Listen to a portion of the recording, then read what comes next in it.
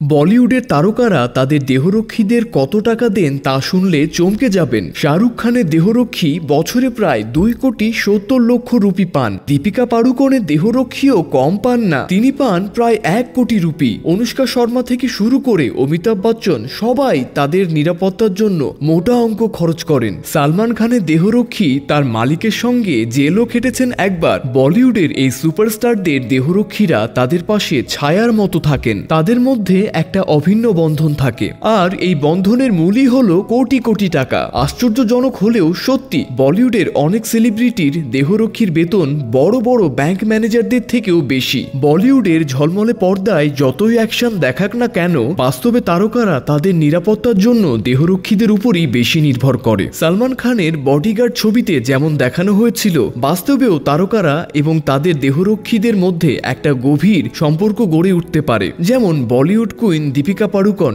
এবং তার দেহরক্ষী জালালের সম্পর্ক।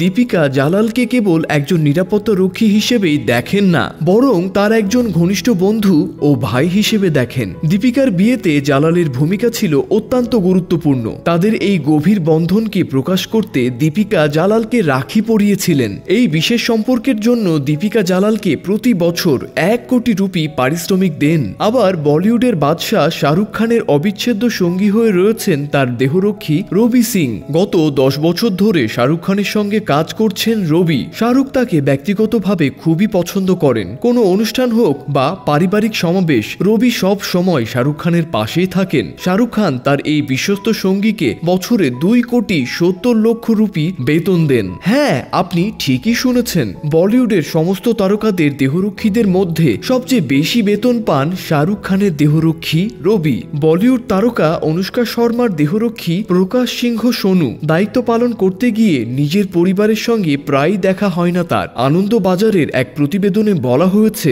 9 বছর ধরে অনুষ্কার ছায়াসঙ্গী হয়ে ঘুরে বেড়াচ্ছেন সোনু।